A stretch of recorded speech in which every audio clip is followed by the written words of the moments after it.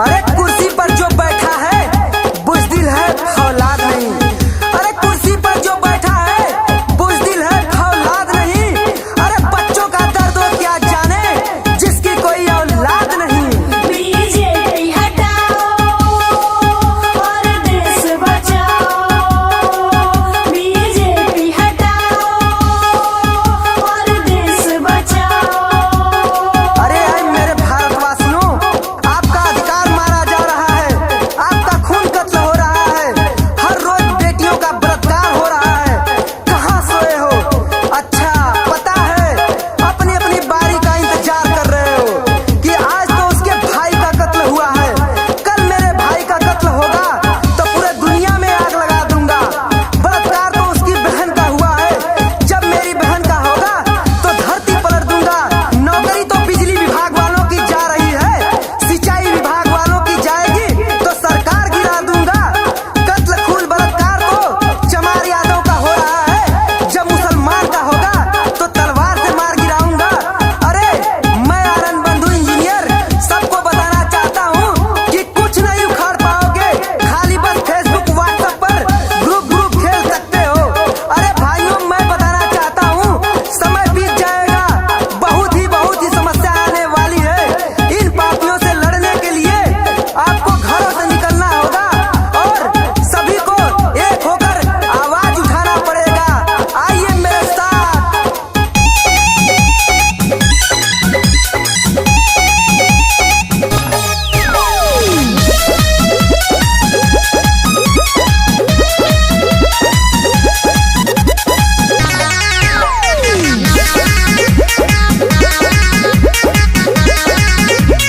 बांध कफन अब निकल पड़े हैं, बांध कफन अब निकल पड़े हैं। लड़ना है इन पापी से, चाहे गोली लग जाए छाती पे, चाहे गोली लग जाए छाती पे।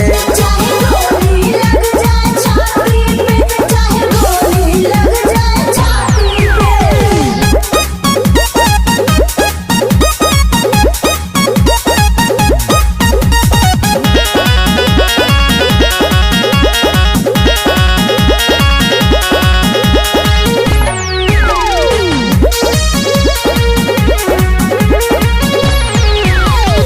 साथियों, जब जब चुनाव आता है तब तब हिंदू मुसलमान की बात आती है, मंदिर मस्जिद की बात आती है। साथियों, जब जब चुनाव आया तभी तभी हमारे देश के जवान शहीद होते हैं, और अगर कोई जांच के लिए बोल दे तो उनको देशद्रोही करार दिया जाता है।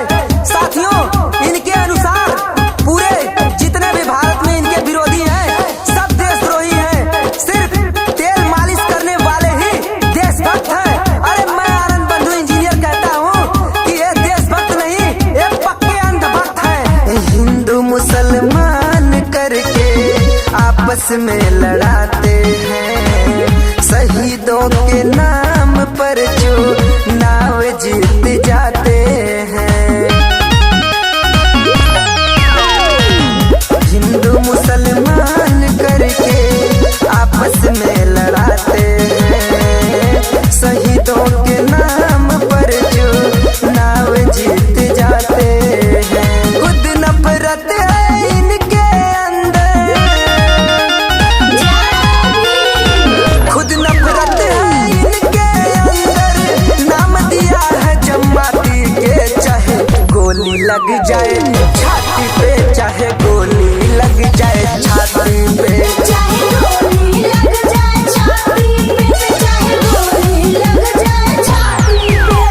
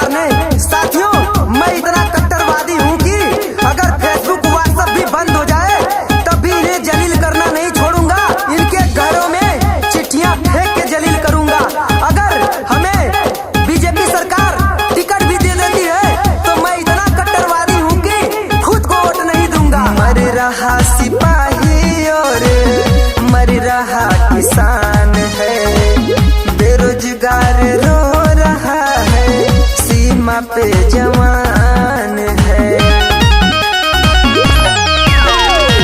मर रहा सिपाही और मर रहा किसान है, बेरोजगार रो रहा है, सीमा पे जवान है।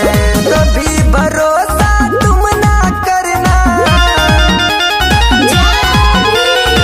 कभी भरोसा तुम ना करना, ये सरकार है घाटी पे, चाहे गोली लग जाए छाती पे, चाहे गोली लग जाए छाती पे। चाहे गोली लग जाए छाती पे, चाहे गोली लग जाए छाती पे।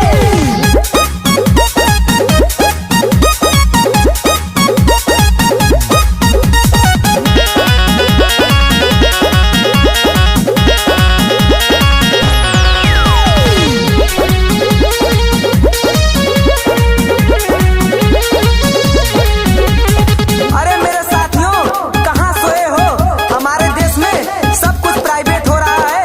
आज लाल किला, एयरपोर्ट, रेलवे और भी बड़ी बड़ी कंपनियां सब कुछ विदेशों के हाथों में जाने वाली हैं। करोड़ों रोजगार खत्म हो रहे हैं। पूरी दुनिया परेशान है इस समय। और साथियों, मैं बताना चाहता हूँ, अगर यही हाल रहा तो अपना देश फिर कर्जे में डूब जाएगा और दूसरा देश हमारे देश पर आक्रमण करके पूरा गुलाम फिर से बना लेगा। मेरे भाइयों, बीजेपी सरकार में ही शिक्षा मित्र किसानों विद्यार्थियों पर लाठी चलाया गया। बेचारा पुलिस वाला भी रो रहा था लाठी चार्ज करने में। मेरे भाइयों, ऐसा कभी इतिहास में नहीं हुआ था। कितना भी गरीब देश हो गया था, लेकिन बीजेपी सरकार में ही जीडीपी का स्तर इतना नीचे गिर गया। इसी सरकार में हजारों कंपनियां बर्बाद हो गई, लाखों लोगों की नौकरियां चली गई। जो कहते थे मैं भी चौकीदार हूँ, आज वो भी कह रहे हैं मैं भी बेरोजगार हूँ। मेरे भाइयों, बीजेपी सरकार में ही शहीदों के साथ भेदभाव हुआ। गाजीपुर के वीर शहीद को वादा करके कुछ नहीं मिला, किसी को 50 लाख तो किसी को घंटा। साथियों, इसी सरकार में 5 स्वर्ण पदक जीतने वाली हिमा दास के साथ भेदभाव किया गया। तो साथियों, धिक्कार है ऐसी सरकार पे। हमें चाय पकौड़ा नमकीन बिस्कुट कुरकुरे वाला पीएम नहीं चाहिए, हमें पढ़ा लिखा ईमानदार पीएम चाहिए। बेच दिया लाल किला पावन धरोहर, एयरपोर्ट बेच दिया, सुन लो माई डियर। बेच दिया लाल किला पावन धरोहर, बेच देंगे आपका कर ले जा किडनी लीवर।